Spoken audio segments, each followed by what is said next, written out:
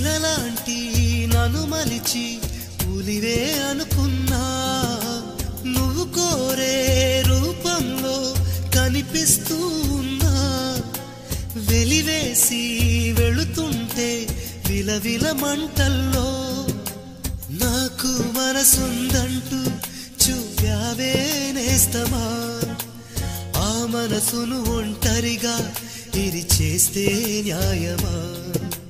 నీపై నీకే నమ్మకముంటే మౌనం మానుమా నా హృదయం